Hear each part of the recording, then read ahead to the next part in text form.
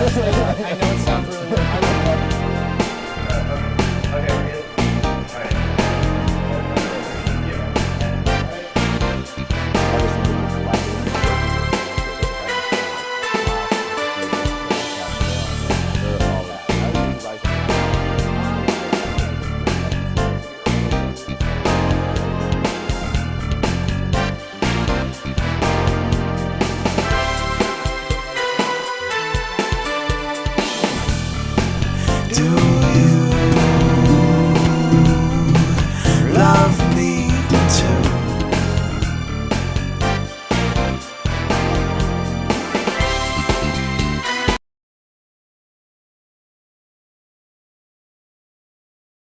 Hello, and welcome back to oh my God. Hello, and welcome back to the UConn Tonight Show. I'm your host, Tony Tyson, and I'm your co-host, Brian Higgins. And here's what's new in the news this week. Finals week is approaching here at UConn, and students are hard at work studying, as the next few weeks will be filled with stress, anxiety, and all-nighters. We here at UCTV would like to offer the calming reminder that you're paying thousands of dollars to feel this way, and you don't really need to know any of this. In more positive news, Christmas is only a few weeks away, and regardless of your religious affiliation, we can all agree that the holidays are a wonderful time to gather on the dinner table with friends and family and lie about having plans after graduation. A man in the Bronx is allegedly using Airbnb to rent his apartment for loud parties that include strippers and whipped cream, charging up to $750 a night. Neighbors of the apartment are upset at the man's actions, claiming that $750 a night is ridiculous and that there should be some sort of discount for neighbors. An Ohio family has credited Nicolas Cage with helping them find their missing daughter. The family had visited Cage, who took a picture holding up a missing poster of the girl, which went viral. Many are showing respect to Cage, who helped only because he thought she was the Declaration of Independence. The nation of Finland is proposing a new system that would give every citizen €800 a month in replacement of other benefit programs. The program would be enacted as an attempt to raise employment rates, because nothing says get a job like free money. Russian art patrons are marveling at a life-size chocolate statue of Vladimir Putin on a display at the chocolate fair in St. Petersburg. This is a welcome change from last year's main attraction, the real Vladimir Putin with chocolate rubbed all over his chest. A man in Danbury, Connecticut has received a ticket for creating a public disturbance after lying about a robbery at a Dollar Tree. The man claimed he lied about the robbery because he was trying to get attention from his girlfriend. His plan backfired because his girlfriend now knows that he does his shopping at the Dollar Tree. A Seattle man was arrested for attempting to snort cocaine off his dashboard after being pulled over by the police. The man faces 3 counts of not giving a A village in India has continued its yearly tradition of dunking children in cow poop in an attempt to bring good luck and good health. Which makes sense because you get sick from other people and no one will want to be around you after you've been dunked in cow poop. Last week, a suspected burglar in California who got stuck in a chimney died after the owner of the house lit a fire in the chimney. After an autopsy of the death seemed to be caused by burns, smoke inhalation, and a heart that was 3 sizes too small. A 9-year-old in Florida may face sexual harassment charges for a love note he sent to another student in class. While this may seem like a ridiculous accusation, the child has also expressed some pretty graphic sentiments with block letters. Presidential candidate and frustrated deli patron Bernie Sanders has been voted Time Magazine's Person of the Year. This honor joins Sanders' proudest accomplishments, including back-to-back Fan of the Year awards from Deadhead magazine in 1978. This week, nations from all around the world are meeting in Paris to discuss climate change and propose to their long-term girlfriends. The International Conference on Climate Change in Paris is expected to address all sorts of environmental issues, such as carbon emissions, coal production, and the decreasing population of North Pole elves. This week, the New England Patriots suffered a shocking loss to the Philadelphia Eagles, giving the Patriots their first consecutive losses since 2011. The Patriots remain faithful in their team, however, issuing the statement, "Tom Brady is the best goddamn quarterback in the NFL. The only reason he lost was because of ISIS." The producer for the Star Wars Force Awakens confirmed this week that the character Jar Jar Binks is definitely not in the movie, begging the question, why even see it anymore? Presidential candidate Ben Carson said in a recent speech that he prefers the don't ask, don't tell policy that was repealed in 2011. The policy, of course, states that we won't ask Ben Carson anything and he won't say anything stupid. Well, that's it for the news this week. From all of us here at UCTV, we hope that you have a happy holiday and find a way to fight off the inevitable, mind-numbing boredom of winter break.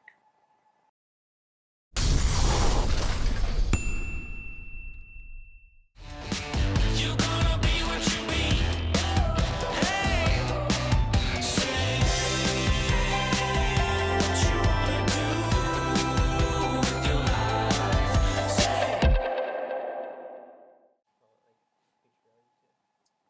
There's Don. I want to say O'Boyle. Sure. Is that your last name? You're ready. You Yeah, it is. Okay. Yes. Don O'Boyle. Recording an EP. That's like the big thing. Cool. I'll ask about if you have any projects coming out. Yeah. After I do the intro, though, just look at me. We'll just talk to each other. Nice to meet you. Okay. All right. Did you press record yet, Allie? Yes. Are we on the middle camera? Yes. Cool beans. All right. 3, 2, 1. Hello and welcome back to the UConn Tonight Show. I'm your host, Tony Tyson, and my guest today is Don O'Boyle, Husky Records featured artist. Don, thank you for coming on the show today. Thank you. So Don, I understand you're an artist. What kind of music do you play? So I do, a lot of genres, but I mostly focus on progressive metal. That's my main genre. I like to pull elements from all different kinds of genres, like jazz, metal, and just put it all together. All right, that's cool. How'd you get involved with Husky Records? So like 2 years ago, I was involved because I started recording some electronic music. Mhm. It really wasn't that great. So, I kind of backed off and focused my efforts on other things. And then I got some new software and I started recording music for the guitar. Mhm. I joined the semester and things just kind of took off. I really liked the keyboard and the members I was talking to. And it just made it really easy to get involved with them. All right, great. So I understand you're also, since you're the featured artist now, are there any projects that you're working on with Husky Records? Yeah, so every semester they finance an artist to record an EP. They pay for everything. You sign a contract and you own the music, and they just take you through the process. And it's really cool. It's going to be a 5-song EP, and I get to record with a professional engineer. Wow. I think this guy actually graduated from Berkeley, and he's really School of really Music, good. yeah. Yeah. Berkeley School of Music, that's Yeah. awesome. So I think it's really going to improve the quality of stuff I've been putting out. I'm going to learn a lot from it. All right, that's awesome. Can you give us a little sneak peek of some of the songs that are going to be on the album? Well, it's kind of hard to describe them because it's 4 of the 5 songs are instrumental, and one of them is going to be a cover. Okay. It's from a band called Sky Harbor. I don't think you've heard of Okay. it. It's the song Evolution. I've heard nice. of them. Yeah, Yes. yeah. So that'll be cool. We'll have one. I have one of the other members in the club, Ali Monaro. She's going to be performing the vocals on that song. Nice. And yeah, I think it's going to be great. Great. So, are there any other artists that you've been collaborating with or working with in Husky Records? Like, I understand they're like Mosh, Nick DeFutis, Joe Alcasha. They're on there. They're all in Husky Records. Have you had the opportunity to work with them at all? Not yet. Because this EP, I had to write these 4 songs starting at the end of October and have them, and we're gonna have to have them all done by December 11th. Mhm. So I've been really focusing on that. So the collaboration aspect is something I'm probably gonna be doing, next semester. But they're gonna make it pretty easy because they host all these open mic nights for us to try new things with different artists, and they play at shows, bars and stuff. That's awesome. Yeah, there's a show tomorrow night at the All Stars, 9 a.m. to 1 p.m. Oh, A really? lot of people are going to be collaborating there. So That's awesome. Yeah, That's it's cool. nice. So, it's tomorrow, November 14th, right? yeah, Around November 14th, 9 to 11. 9 to 1? yeah, That's it's gonna be awesome. That's going to be great, dude. Yeah. So, have there been any other venues or shows that you've played at in the past here, either at UConn or around Connecticut? I haven't played yet. I You have haven't? not played live. And they gave you an E EP. Yeah, well, the thing is, I've recorded about 15 songs already and put them on SoundCloud. I have a bit of a following on Reddit in the progressive metal category. It's a subreddit on it. No, that's cool. For some reason, my political science professor today decided to explain to us how Reddit works, as if a bunch of college students have never heard of what Reddit is at all before. Right, yeah. He was just like, you look things up, and there's categories, and there's subreddits, and you all should really take a look at it. Yeah. I was just like, I'm 22. I know what Reddit is. Well, Don, thank you so much for coming on the show. Thank you for having me. And I look forward to hearing the EP. Yeah. All right. And we'll be back with more UConn Tonight Show.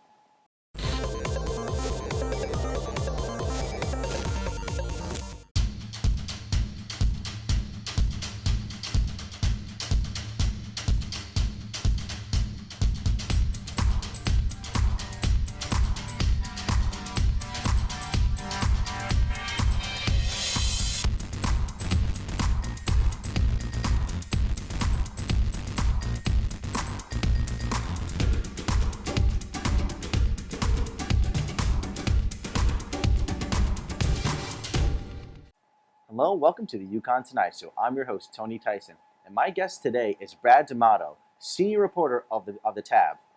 Brad, thank you so much for coming on the Nice show to be here, today. Tony. So, Brad, can you tell me a little bit about what the Tab is? The TAB is a student news organization. Pretty much we cover things around campus as well as things that like matter to students. And yeah, we're like a separate organization from like the Daily Campus, from Black Sheep, from other student publications here that focus more on like things that the student would find interesting as opposed to the general audience of like the Daily Campus, who could be like faculty or other people. So, let's just say, what separates you, the Tab, from like, let's say, the Free Press?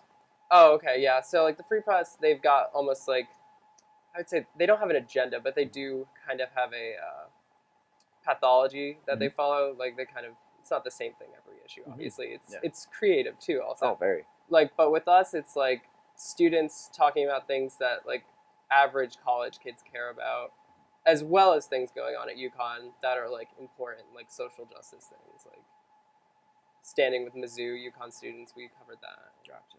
Yeah. Okay. So, Brad, you're a sophomore here at UConn, and yet somehow you are now the senior reporter here for the Tab. How did you rise up the ranks there? I just joined up this year pretty early, and I started writing stories, and I guess they just liked my stories and told me that I was being promoted. It's essentially how it happened. It wasn't too big of a leap, but it did take some hard work. That's good. Yeah. So you started here this year. Did the Tab start at UConn this year, or how long has it been here? Yeah, so the Tab started in UK, 2009, Cambridge University, and then this year, 2015, they came to all the major state schools in the U.S., all of the Ivy Leagues, and, of course, UConn.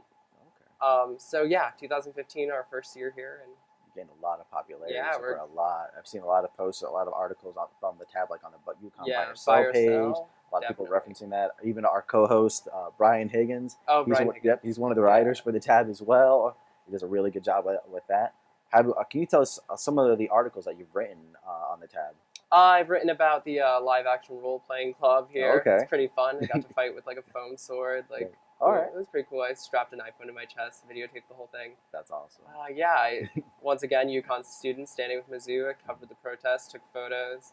I went to an engineering class, like a senior level, 4,000 level engineering class as a psych major. Tried to understand some of that. It was a struggle. I talked about how like UConn as a school is a good investment as opposed to some Ivy League schools, which cost in like the levels of like 40 grand per year, as opposed to UConn in state is much lower than that, obviously. Those are like most of my main articles, I would say. Oh, also, I did this week, I was dressed for a whole week by a girl. So Okay. a girl picked out all of my outfits. How was that? How did that go? It was fun, I'll be honest. Like, I mean, there wasn't too much deviation from my standard wardrobe, Okay. but like there were things where she would like pick out and I'd be like, really? And she's like, no, it looks good. And I'm just like, okay, I'll take your word. And that's how it went, yeah. It was fun though. Good All time. right. Did you feel you felt more fashionable after? Oh yeah, definitely. Like I took some tips. Turtlenecks, they're my new thing. Oh, okay, there you go. Yeah. Get the nice UConn Christmas yeah. sweatshirt as well. I love this thing, man. Yeah. I actually want to get one of those when they come Oh out. yeah, go ahead. So the Tab, where do you guys meet? Like, do you have weekly meetings, or how does that work? Yep, yeah. Every Sunday we meet in the Chem Building, 113 at 6 o'clock for this semester. Next semester we're kind of figuring out like where people will be, our schedules and such. So that's subject to change. But Okay. if you do want to get involved with the Tab, Sunday, room 113, Chem Building, 6 o'clock. Gotcha. Let's say someone was not sure that they can't make it to the involvement for next semester, but they still want to get involved with the Tab. Like, how would they reach out to you? We have our Facebook page, over 900 likes right now, so That's you can check that out. We've got the editors' names on there, their Facebook profiles, obviously. And if you just contact one of them, like they'll be happy to like get you involved. Like if you want to be a reporter, you can be a reporter. You want to do something else, we can find something for you. All right, cool. Yeah. So, like, what are some of the other things that someone could do if they wanted to do something outside of reporting? We have some editors, like we have our social media editor who handles like our Facebook page. We've got other editors that just pretty much copy check all articles. Aside from that, we don't have anything really developed, but we could like, we have room to grow. That's how awesome. I put it. That's great. Now, you have like a lot of people working at the Tab. One of your reporters, Holden, Yep. what's his actual position there at the Tab? Holden is our social media editor, but he also does write. Yeah. Oh, nice. So he's gained a lot of, let's say, popularity or Yeah. infamy here at UConn. A lot of controversy. I understand that you guys Most have like hated student at UConn. yes, there's an article about Yeah. the most hated student at Just to give people like a little bit of background on him, since you work with him over at the Tab, like how he is with like his writing style and stuff like that, or some of the stuff he's covered as well. Yeah, no, like without a doubt, Holden, stand-up guy, Mhm. great writer, Yeah. great character, cool guy, good taste in music and things like that. I mean, I know Holden, like I've encountered him probably like a good 4 or 5 times, talked to him each and those times rather. Never had a bad encounter with Holden. There you go. So I mean, I don't know too much about his writing style, but I know he's a hard worker. Mhm. He's a great guy. I mean, that's all that really matters. There you go. Yeah. It's good that like see like the Tab is still standing with. Oh the no, members of the certainly, yeah, reporters, you know. 100% with Holden. There you Yeah, go. definitely not the most hated student at UConn. No, definitely not. And then we also have, I understand that someone from the Tab also works at UCTV. Yep. We have Brian Higgins. Oh, yeah, Brian Higgins. He's my Everybody. co-host.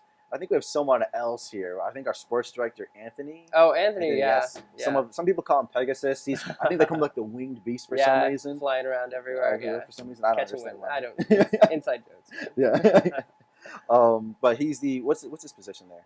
Anthony, I believe, is a writer. Okay. Yeah, if I remember correctly. Me and Anthony, we did some to initially get some Facebook likes. We stood outside the library passing out condoms and stickers to passerbys, making them sign up Yes. to win a Dunkin' Donuts gift card. The Tab condoms, I remember. It was a good Yes. time. Yeah, you can still find some floating around. People drop them and stuff. I still find them sitting around the office Yeah, sometimes. right. The Tab condoms. Yeah. Found them in our candy bowl one time. Oh, great. Yeah. Yeah, no, we had a pretty big supply of them, so I'm sure they're everywhere. Oh yeah. Yeah. Well, Beck, thank you so much. Yeah, for coming on the no show. Thank problem, you so Tony. much. I appreciate it. Right. And we'll be back with more UConn Tonight Show.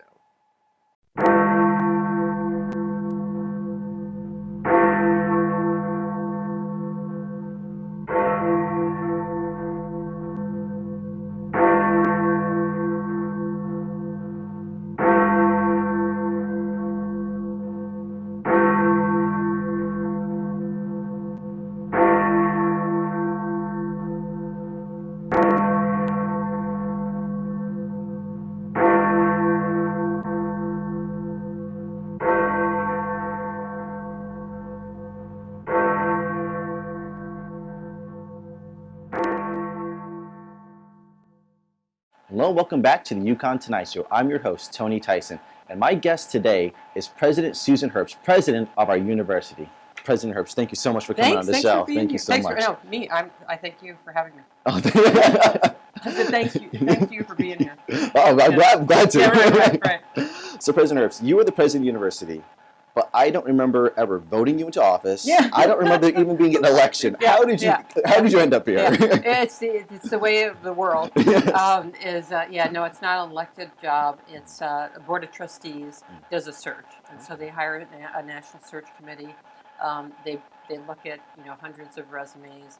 Then they interview probably 8 or 10 people, and they interview 3 people, and then they choose. Yeah, but the world over, it's boards of regents or boards of trustees who choose president. Oh, okay, that's really cool. Yeah, well, yeah, it's. I don't know how you could do it any other way, and get the kind of diverse pool that you want for these jobs. That's one of the reasons they use these headhunters, is because they know a lot of people in a way that your local board of trustees couldn't. Okay. Know the nation of people. And also I think that most university presidents, they're not, if they wanted to run for office, then they'd be like, they'd run for Congress. Yeah. Yeah. Oh, So okay. they're academics. They're college professors, so it's pretty. So you were the president of UConn, but well, most people understand it as your job is to cover just UConn, like the Storrs campus. Do you cover like I'm assuming you cover regional and whatnot? It's everything. Yeah, everything. And then it's good to clarify, because half of our operating budget, so our operating budget for the university, all in, everything we do is over $2 billion.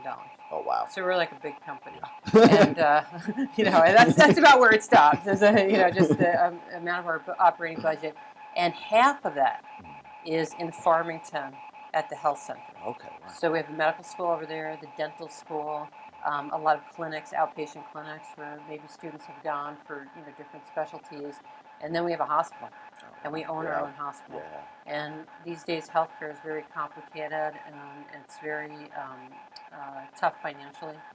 for even very big hospitals. So we have a lot of finance and a lot of responsibility, and that I'm in charge of that. So yeah, It's a lot to take on. yeah, it is, and it's that part is worrisome because of the changing national healthcare landscape. Okay. And those students who are studying healthcare policy or who are headed to medical or dental school, they're aware of some of it. And then you see that there's a lot of push and pull about Obamacare. Yes. And that actually affects individual hospitals, medical schools. An example is, and this is a good thing in the long run, is we did have to find about $60-70 million to purchase a electronic medical record system. Okay. So that suppose you go to Europe on study abroad or vacation, and you are a patient of UConn Hospital, and something happens to you when you're abroad. I mean, the doctor in say Italy will want to see your medical records, and it could be urgent. And if everybody's electronically connected, then it's fast. They know your history, and then they can help you right away. So it's a good thing, but the system is very, very expensive. It involves a couple of years implementation, and that's a lot of money. Yeah, I imagine. But we have to do it, and it's a requirement, actually, of the federal government now, rightfully, but those kind of mandates are, you've got to follow them. Yeah, definitely. I imagine it's probably very difficult, especially with all the budget cuts that have been going on as well. I imagine it is. Must be. So, President Herbst, recently there have been a lot of incidents on campus that have occurred, a lot of racially based incidents, and also you could say off of religion as well. Is there? You've sent out a couple of emails responding to these incidents. Is there anything you'd like to reiterate to the UConn public about how you feel about these? Yeah. Well, it's unfortunately nothing that's not a small number, and not something that started recently. So it's been true on all the campuses I've been on, and certainly at UConn. Since the day I got here, there would be incidents of hatred and bigotry. We've had many swastikas, many hating acts or words against our LGBTQ community, our African American students, our Latina students. So it's something that, well, first of all, the University Police, they do follow up on every single incident. And it's really hard because a lot of it's anonymous. So when somebody scrawls something on a wall, the police really do try to investigate. Very hard to find the person, which they would like to. And then there's the social media, like Yik Yak, the anonymous stuff, that is very difficult also. But they track that too, looking for hatred and bigotry. So we've been working on it in many ways. We are more public about it now because I think it's really important to respond to Missouri events on our camp, in a more public way. And I'm happy to do that. We did about a year ago. So I'd like to think that we were, out ahead in terms of trying to make positive change than a lot of institutions, and maybe not all. So we put together a diversity task force to look at every aspect of diversity, hatred, bigotry on campus. And so right now we decided to redesign the offices, have a chief diversity officer who reports to me, which I think is the way to go, and do some reorganization. So we are carrying out all those plans, and I don't know, how much students want to read about this, but a couple of times we put out to the whole campus their recommendations. And I've accepted all of them, so now we're actually working on them. But I know it sounds really boring, but but it's actually it's the institutional stuff that as president I have to change. Yeah, I mean we have to work on how we talk to each other, how we treat each other. We have wonderful dean of students, vice president for student affairs, and lots of people working this. But we really have to put money behind it and make changes in offices, hire people, and that will give us hopefully part of the permanent changes that we see. That's awesome. It's great you assembled this task force to help address these issues. They did a great job. They did. This is awesome. Compiling all this information, really serving the students, because I'm assuming as president you got into this job to help serve the students too. Yeah, no, I do, and I mean that's the reason most presidents are in it. Is we almost all of us. There's a few from the corporate world and that sort of thing, but almost all of us are college professors. And then we sort of, I can't speak for all of us, but I kind of fell upward into it. First I was faculty, and I was on the faculty at Northwestern a long time. Okay. Then I was department chair. Then I thought I wanted to be a dean, so then I was dean at Temple University in nice. Philadelphia.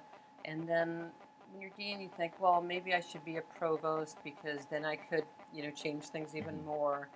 Then next thing you know, you're getting calls about, would you like to apply for presidency? I had 10 years ago, I was in the classroom with my students. What happened to me? And then, it's a job with a lot of responsibility. And, I think most presidents, I don't know if it's a daily basis, but probably weekly basis, they have little dreams of being back on the faculty, and being with their students. But, yeah, someone's got to do it. Oh, yeah. Yeah.